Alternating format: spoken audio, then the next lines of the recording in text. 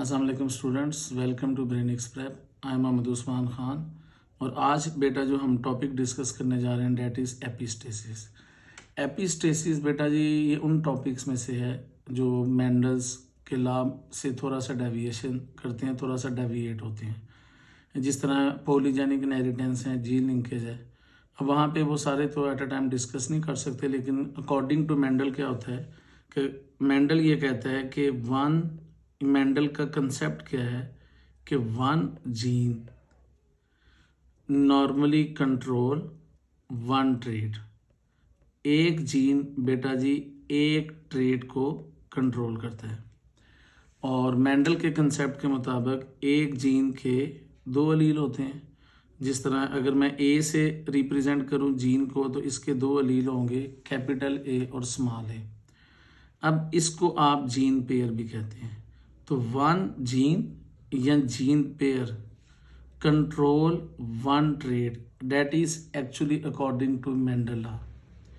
लेकिन एपिस्टेसिस में क्या होता है कि अभी आप देखेंगे कि एक ट्रेट के ऊपर एक से ज़्यादा जीन इफेक्ट करते हैं, तो इसलिए हम कहते हैं कि एपिस्टेसिस मेंडल्स लॉ से डेविएट करते हैं।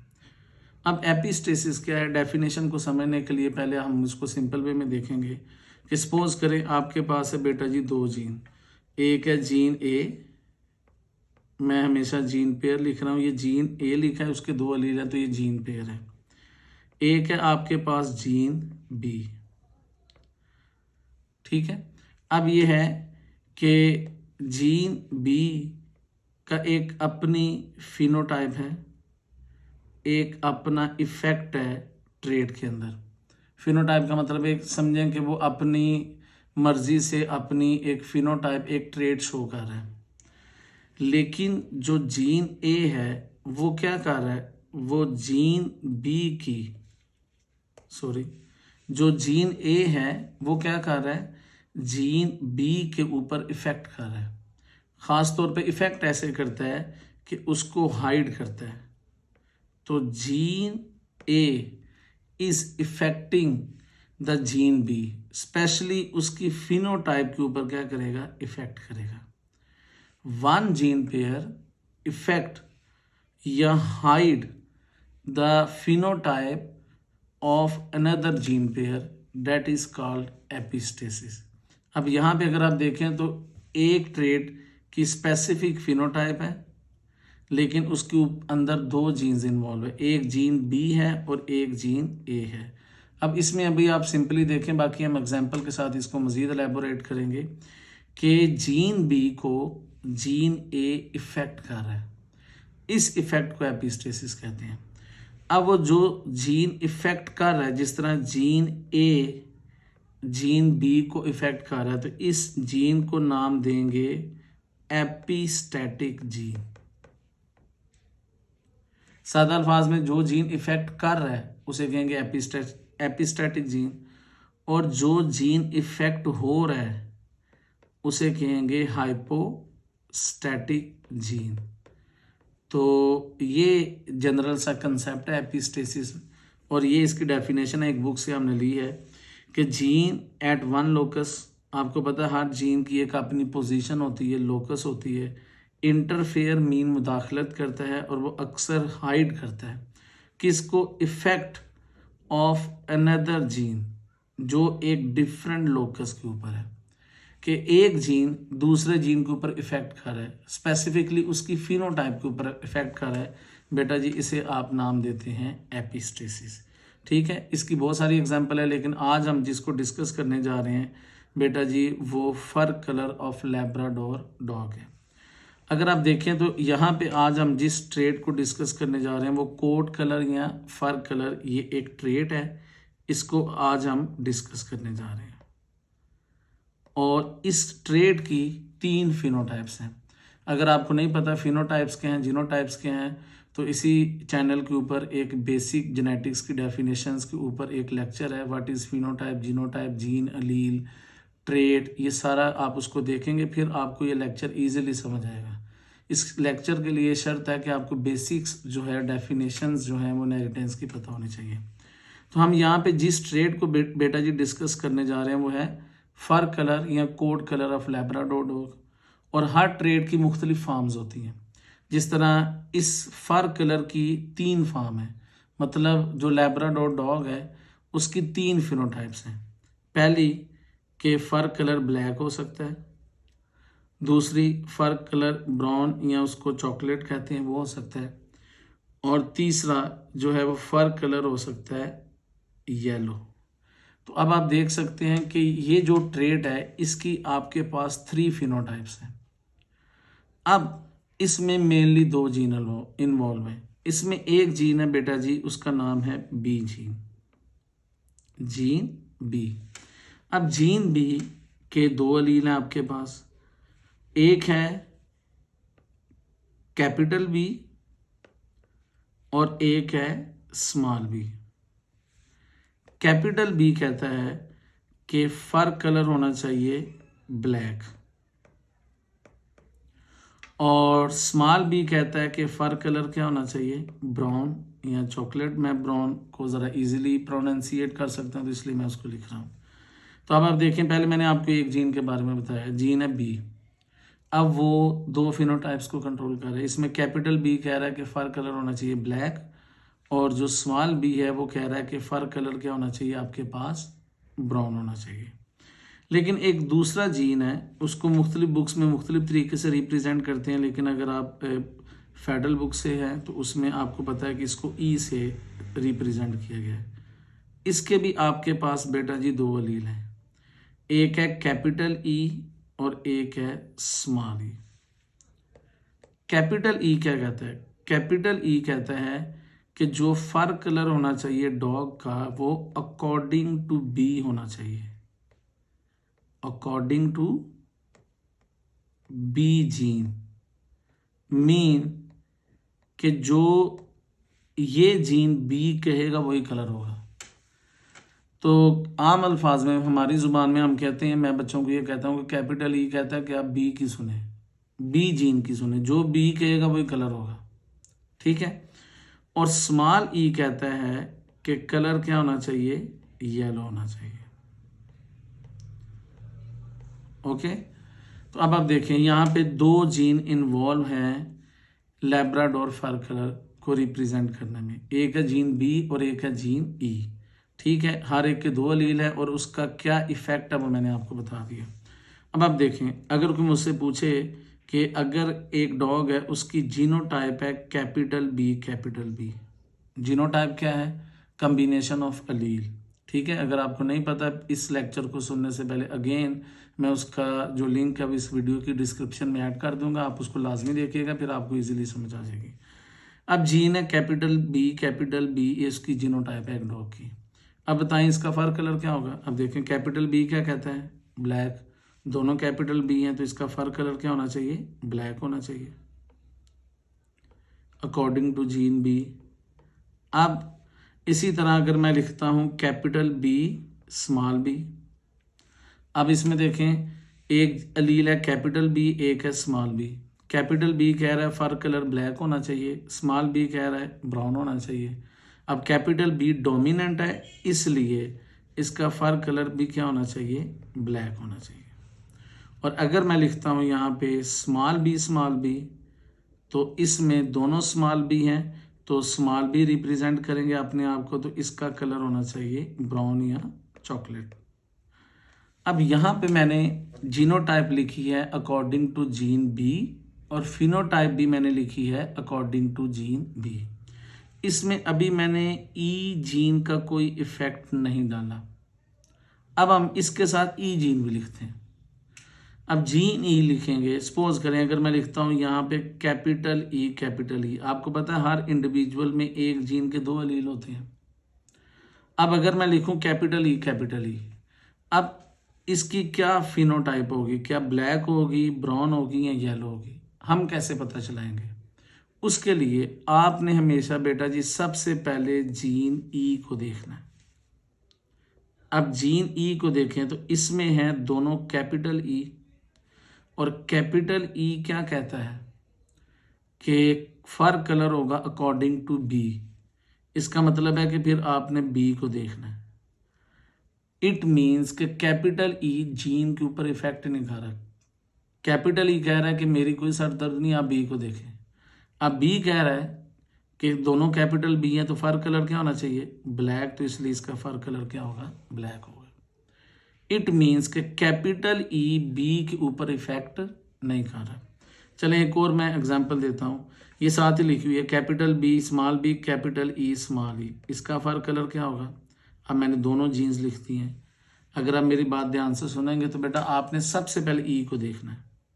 ई में अगर आप देखते हैं कैपिटल ई स्मॉल ई, इस दोनों में से डोमिनेंट कौन है, कैपिटल ई। अब कैपिटल ई कहता है कि किसकी देखो किसको सुनो, बी को सुनो। अब बी कह रहा है कि कैपिटल बी और स्मॉल बी है, तो कैपिटल बी के मुताबिक कलर क्या होना चाहिए, ब्लैक, तो इसका कलर ब्लैक होगा। ठीक है। अच्छा, अगर मैं लिखता हूं ऐसे कैपिटल बी स्मॉल ई, अगर आप अगेन मेरे फार्मूले पे अप्लाई करेंगे तो आप सबसे पहले ई को देखेंगे। ई क्या कह रहा है, ई कह रहा है कलर क्या होना चाहिए, येलो, दोनों ई है तो कलर येलो होना चाहिए। फिर आप बी को नहीं देख सकते, फिर आपके पास जो कलर होगा वो येलो होगा। कहने का मतलब ये है कि जब स्मॉल ई आ गया, रिसेसिव अलील आ गया, जो कि कलर क्या कह रहा है, येलो होना चाहिए, फिर बी में जो मर्जी जीनोटाइप हो, हमें इससे कोई जो है वो लेना देना नहीं है। हमने बस कलर येलो लिखना है, चाहे बी में दोनों कैपिटल बी हैं, दोनों स्मॉल बी हैं, चाहे एक कैपिटल बी एक स्मॉल बी है। इट मीन्स कि स्मॉल ई बी के ऊपर इफेक्ट कर रहा है। अब ज़रा इस चीज़ को ज़रा समझें, क्या कैपिटल ई बी के ऊपर इफेक्ट कर रहा है। इस एग्जाम्पल में देखें, मैं कलर चेंज कर रहा हूँ। इस एग्जाम्पल में क्या कैपिटल ई बी के ऊपर इफेक्ट कर रहा है, नहीं कर रहा, क्योंकि कैपिटल ई तो कह रहा है कलर क्या होना चाहिए, ब्लैक, तो वो ब्लैक है। इधर भी कैपिटल ई कह रहा है कलर क्या होना चाहिए, ब्लैक है, क्योंकि कैपिटल ई तो बी के ऊपर इफेक्ट नहीं कर रहा। तो कैपिटल ई कह रहा है बी की देखो, बी को सुनो। इधर भी कैपिटल ई कह रहा है बी को सुनो। तो कैपिटल ई बी के ऊपर इफेक्ट नहीं कर रहा। कौन इफेक्ट कर रहा है, स्मॉल ई, मीन रिसेसिव अलील बी के ऊपर इफेक्ट कर रहा है। तो इसका मतलब है कि ये कैपिटल ई बी के ऊपर इफेक्ट नहीं कर रहा है। कौन कर रहा है, स्मॉल ई, रिसेसिव अलील बी के ऊपर इफेक्ट कर रहा है। इसलिए बेटा जी ये एपिस्टेसिस की जो टाइप है इसे कहते हैं रिसेसिव एपिस्टेसिस।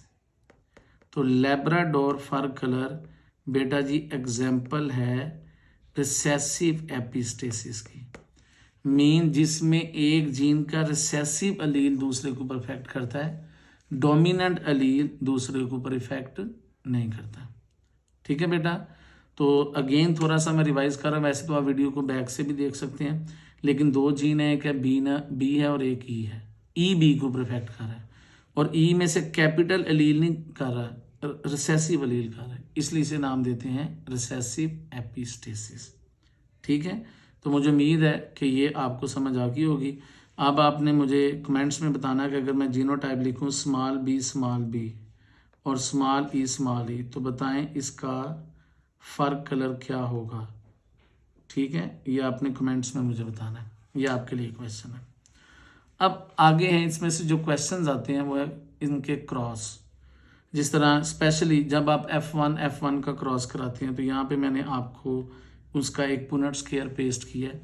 जब भी कोई आपको कहे ना कि F1 का F1 के साथ क्रॉस कराएं, तो हमेशा जो बच्चे पढ़ते हैं उनको पता है कि F1 हमेशा हेट्रोजाइगस होती है, बोथ जीन्स के लिहाज से क्या होती है, हेट्रोजाइगस होती है। मतलब एक आप लेंगे dog capital B small B, अब देखो इस जीन के लिहाज से भी हमने हेट्रोजाइगस लिया और कैपिटल ई स्मॉल ई, तो एक डॉग ये है और दूसरी की भी जीनोटाइप ऐसे ही होगी। तो एक बात याद रखें बेटा, जब भी किसी भी टाइप का क्रॉस हो और आपको कहे F1 को F1 के साथ क्रॉस कराएं, तो आपने हमेशा जितने भी जीन हैं उसकी हेट्रोजाइगस फॉर्म में क्रॉस कराना है। ठीक हो गया। अब जब आप इन दोनों का क्रॉस कराएंगे तो सबसे पहला और जो मुश्किल मरला है वो है गैमेट्स, जिसमें बच्चे कंफ्यूज होते हैं। तो इन दोनों के गैमेट्स बनेंगे 4 टाइप्स के। अब मैं यहाँ पे एक के शो कर देता हूँ। अब यहाँ पे जो गैमेट्स बनेंगे वो मेंडल के लॉ ऑफ इंडिपेंडेंट असॉर्टमेंट के मुताबिक बनेंगे। मेंडल का लॉ ऑफ इंडिपेंडेंट असॉर्टमेंट ये कहता है कि हर जीन का अलील दूसरे जीन के अलील से इंडिपेंडेंटली असॉर्ट होता है। मतलब इधर कैपिटल बी के साथ कैपिटल ई भी आ सकता है। आपको पता है मेंडल के मुताबिक हर गैमेट में एक जीन का एक अलील आता है। तो बेटा कैपिटल बी के साथ कैपिटल ई भी आ सकता है और कैपिटल बी के साथ स्मॉल ई भी आ सकता है। स्मॉल बी के साथ कैपिटल ई भी आ सकता है और स्मॉल बी के साथ स्मॉल ई भी आ सकता है। तो अगर आप देखें तो मैंने क्या किया है, ऊपर वाले जीन्स के अलील्स को अलहदा किया है और नीचे वाले जीन्स को भी के अलील को अलहदा किया, लेकिन एक दूसरे के इंडिपेंडेंट है, अपनी मर्जी से अलहदा हुए। तो इसके भी 4 टाइप्स के गैमेट्स बनेंगे, जिसको हमने यहाँ पे पुनेट स्क्वायर में कॉलम्स में लिख लिया है। ठीक है, यहाँ पे ऐसे करके। और इसी तरह इसके भी 4 गैमेट्स बनेंगे, उसको हमने इधर रोज में लिख दिया। ये है पुनेट स्क्वायर। ठीक है, ये 4 गैमेट आप देख सकते हैं, capital B, capital E, capital B, small B, capital E, small B, small L. और इसको भी हमने दूसरे जो डॉग है उसके ऐसे हमने गैमेट्स को लिख लिया। अब इनकी फर्टिलाइजेशन होगी। तो अगर आपको पुनेट स्क्वायर नहीं बनाना आता तो आपको पता है जो हमने कॉलम्स में लिखे हैं उनको आपने ऐसे नीचे कॉलम्स में लिखना है, ऐसे करके बेटा। Capital B, capital E, capital B, capital E, capital B, capital E, capital B, capital E, सारे कॉलम्स वाले कॉलम्स में लिखेंगे और रोज वालों को आपने उनकी रोज के अंदर लिखना है। तो आप देखें कि आपके पास 16 जो है वो कम्बिनेशन कह सकते हैं कि 16 डॉग्स आएंगे। अब इसकी क्या जीनोटाइप है वो तो सामने आपके। अब फिनोटाइप क्या है, अगेन आप इसकी फिनोटाइप खुद दिखा सकते हैं। पहले आपने ई को देखना है। तो कैपिटल ई कहता है कि कलर क्या होना चाहिए, ब्लैक। तो ये ब्लैक वाले हमने यहाँ पे लिखे ही ब्लैक लेटर्स के अंदर है। तो अगर आप इसका पुनेट स्क्वायर बनाएंगे तो आपको नजर आएगा कि 1 2 3 4 5 6 7 8 9, इसमें जो 9 आपके पास आएंगे, सॉरी बेटा, जो आपके पास 9 आएंगे वो ब्लैक आएंगे। कैसे ब्लैक है वो मैंने आपको पिछली स्लाइड में भी बताया। आपने पहले ई को देखना, मैं एक रैंडमली आपको एग्जांपल दे रहा हूँ। आप पहले ई को देखेंगे। अब ई में कैपिटल ई है और कैपिटल ई कह रहा है बी को देखें, तो फिर आप देखें बी में कैपिटल बी और स्मॉल बी, और कैपिटल बी कहता है कलर क्या होना चाहिए, ब्लैक। तो 9 इसमें ब्लैक आएंगे। अब उसके अलावा अगर आप देखें जी इसमें ब्राउन कितने आएंगे, तो आप देखें ये 1 2 और ये 3, ये ब्राउन है। आप कैसे ब्राउन है, इनमें से कोई एक भी देख लें। पहले आपने अगेन ई को देखना है, इसमें कैपिटल ई है, कैपिटल ई कहता है बी को देखना है और बी में दोनों स्मॉल बी हैं। और अगर आपको नहीं आइडिया तो आपको पता है स्मॉल बी किसको रिप्रेजेंट करता है, ब्राउन को। तो आपके पास बेटा जी यहाँ पे जो 3 आएंगे वो ब्राउन आएंगे, और जो येलो हैं आप देख सकते हैं वो 4 आएंगे। 1 2 3 और 4, और वो येलो कौन से होंगे, स्मॉल ई वाले, क्योंकि स्मॉल ई कहता है येलो होगा। फिर आपने बी को नहीं देखना है, तो जिधर स्मॉल ई है वो है येलो। तो ये बेटा जी आपके पास जो रेशो आई है वो आई है 9 × 3 × 4, that is ratio, phenotypic ratio in F2 generation. अब अगर ये मेंडल्स के लॉ को फॉलो करते तो इसकी रेशो क्या आनी चाहिए थी, 9 × 3 × 3 × 1। ये अगर आपने मेंडल्स के लॉ पढ़ा है उसमें आपको पता है जो राउंड और रिंकल वाली सीड शेप और येलो और ग्रीन फिनोटाइप वाले सीड कलर, जब आप उसका F1 के साथ क्रॉस लगा के करा के तो F2 लेते हैं, तो F2 में रेशो आती है 9 × 3 × 3 × 1। अगर आपको नहीं आइडिया तो आप बुक्स देख सकते हैं। 9 आते हैं राउंड येलो, 3 आते हैं राउंड ग्रीन, 3 आते हैं रिंकल येलो और 1 आता है रिंकल ग्रीन। लेकिन एपिस्टेसिस में, स्पेसिफिकली रिसेसिव एपिस्टेसिस में रेशो कितनी आती है? 9:3:4। अब ये MCQ आता है और आ भी सकता है कि अगर F2 जनरेशन में रेशो आ रही है 9:3:4, it means it is a recessive epistasis. ठीक है, तो ये बेटा जी आपके पास एपिस्टेसिस क्या था, उसका क्या कंसेप्ट था। अब आपके लिए मैंने एक क्वेश्चन यहाँ पे पेस्ट किया है, ये कुछ की बुक्स में से है। आपने इसको जो है वो सॉल्व करके कमेंट्स में इसका आंसर लिखना है कि अगर आपके पास 2 चॉकलेट कलर्ड लैब्राडोर हैं और आप उसको क्या करवाते हैं? क्रॉस। तो उसमें जो फर्स्ट पपी है, मीन आप समझें कि जो उसका चाइल्ड है डॉग का, वो येलो है। व्हाट इज द प्रोबेबिलिटी, अब ये कैलकुलेशन है, of yellow coat coloured puppy if the parents again cross, मतलब इन पेरेंट्स को अगर दोबारा क्रॉस करेंगे तो क्या आंसर होगा? बेटा जी ये आपके लिए एक क्वेश्चन है। तो मुझे उम्मीद है कि ये वाला टॉपिक आपको समझ आया होगा। ये एपिस्टेसिस की एक एग्जांपल है जो कि लैब्राडोर फर कलर है। आज के लिए इतना काफ़ी, अपना ख्याल रखिएगा। अल्लाह हाफिज़।